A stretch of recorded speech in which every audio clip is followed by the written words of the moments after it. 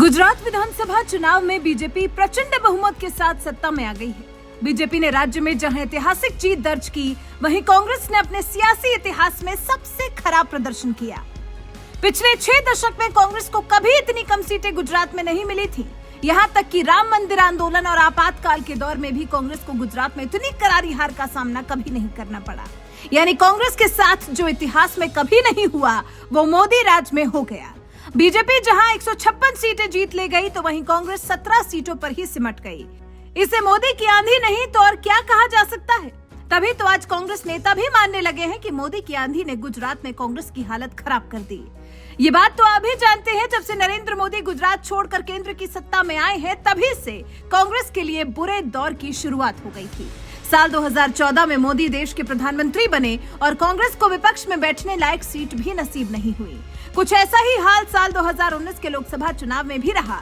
लगातार दूसरी बार कांग्रेस को विपक्ष में बैठने लायक सीट भी नहीं मिली। इसी तरह से साल दर साल गुजरते रहे और मोदी राज में बीजेपी के लिए अच्छे दिन आते गए, तो वहीं कांग्रेस के लिए बुरे दिनों की गिनती लगातार बढ़ती रही। इसी साल यूपी, मणिपुर, पंजाब, उत्तराखंड और गोवा में हुआ चुनाव बुरी तरह से हारने वाली कांग्रेस को इस बार गुजरात में करारा झटका लगा है, जहां उसने पिछले चुनाव से भी गया गुजरा प्रदर्शन किया और 77 सीटों से सीधे 17 सीटों पर जा पहुंची। गुजरात में कांग्रेस की इस हालत के लिए पार्टी के दिग्गज नेता हिम्मत सिंह पटेल मोदी की आंधी को जिम्मेदार मानते हैं। गुजरात कांग्रेस के कार्यकारी अध्यक्ष जैसी बड़ी जिम्मेदारी संभाल रहे हिम्मत सिंह पटेल ने एबीपी न्यूज को दिए अपने बयान में ये बात मान ली कि गुजरात में मोदी नाम की आंधी चली थी, जिसने कांग्रेस का ये हाल किया है। उन्होंने कहा, ये नरेंद्र मोदी की आंधी थी। मोदी साहब हर जिले और हर ब्लॉक तक गए, ये सफलता की वजह है। गुजरात में हिम्मत सिंह पटेल ने व्यक्तिगत रूप से कांग्रेस के लिए इलेक्शन की कमान संभाली थी। ऐसे में उनका ये बयान देना कि गुजरात में नरेंद्र मोदी की आंधी थी, ये बहुत बड़ा बयान है। एक तरफ जहां कांग्रेस नेता हिम्मत सिंह पटेल गुजरात में मोदी की आंधी को कांग्रेस की हालत के लिए जिम्मेदार मान रहे हैं, तो वहीं दूसरी तरफ कांग्रेस के दूसरे नेता हिमाचल की जीत के बहाने ये साबित करने में जुटे हैं कि मोदी हिमाचल में पूरी तरह से फेल हुए हैं। भूलिए मत कि प्रधानमंत्री ने 10 रैलियां की, हाई वोल्टेज उनका कैंपेन था। ऐसा नहीं है कि उन्होंने हिमाचल को साइड में रखा और सिर्फ गुजरात पर ही उन्होंने फोकस किया। पहले इसीलिए तो गुजरात और हिमाचल डीलिंक हुए, नहीं तो एक साथ चुनाव होने वाले थे, होना चाहिए था कानून के मुताबिक, कन्वेंशन के मुताबिक। पर पहले प्रधानमंत्री हिमाचल गए, हिमाचल में प्रचार की, उसके बाद एक गैप आया, गुजरात गए। तो एक तरीके से देखा जाए, हिमाचल में प्रधानमंत्री का प्रचार नाकामयाब रहा, बिल्कुल नाकामयाब रहा। कांग्रेस वैसे भी विपक्षी पार्टी है, वो मोदी की जीत में भी खामियां निकालने का काम करेगी ही। वैसे बात गुजरात में कांग्रेस के प्रदर्शन की करें तो 1990 के विधानसभा चुनाव के दौरान गुजरात में कांग्रेस का सबसे बुरा प्रदर्शन देखा गया था। गुजरात में कांग्रेस का प्रदर्शन 1990 में कांग्रेस को सिर्फ 33 सीटें मिली थी। 1995 में कांग्रेस को महज 45 सीटें ही मिली। 1998 में कांग्रेस को 53 सीटों पर जीत मिली। साल 2002 में कांग्रेस को 50 सीटें ही मिली। 2007 में कांग्रेस को 59 सीटों पर जीत मिली थी। 2012 में कांग्रेस को गुजरात में 61 सीटें मिली थी। 2017 में कांग्रेस ने 77 सीटें जीतकर बीजेपी को कड़ी टक्कर दी। ये आंकड़े बता रहे हैं कि पिछले 32 सालों के इतिहास में कांग्रेस ने गुजरात में कभी इतना बुरा दौर नहीं देखा कि महज 17 सीटों पर ही सिमट गई हो।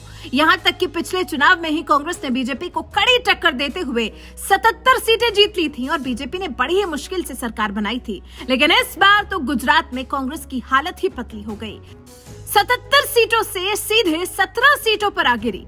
कांग्रेस की इस हालत के लिए वैसे आप किसे जिम्मेदार मानते हैं? अपनी राय हमें कमेंट कर जरूर बताएं। साथ ही पीएम मोदी ने इस जीत के बाद क्या कुछ कहा, आइए आपको सुनाते हैं। साथियों, देश ने पिछले 8 वर्षों में गरीब को सशक्त करने के साथ ही गरीब तक मूलभूत सुविधाएं पहुंचाने के साथ ही आधुनिक इंफ्रास्ट्रक्चर पर भी फोकस किया है।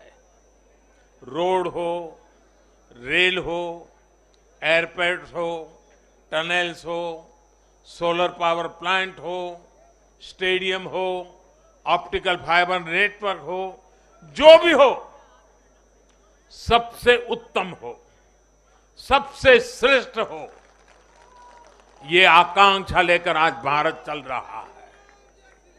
और साथियों, मैं एक और बात आपको याद दिलाना चाहूंगा। हम सिर्फ घोषणा करने के लिए घोषणा नहीं करते, हम राष्ट्र निर्माण के व्यापक मिशन के लिए निकले हुए लोग हैं। इसलिए सिर्फ 5 वर्ष के राजनीतिक नफा नुकसान को देखते हुए हम कोई भी घोषणा नहीं करते। हमारी हर घोषणा के पीछे एक दूरगामी लक्ष्य होता है, एक रोड मैप होता है। ये बात स्पष्ट है कि देश आज शॉर्टकट नहीं चाहता। देश का मतदाता आज इतना जागरूक है कि क्या उसके हित में है, क्या उसके अहित में है, वो अच्छी तरह जानता है। देश का वोटर जानता है कि शॉर्टकट की राजनीति का कितना बड़ा नुकसान देश को उठाना पड़ेगा। आज देश में कोई संशय नहीं कि अगर देश रहेगा, देश समृद्ध होगा, तो सबकी समृद्धि तय है।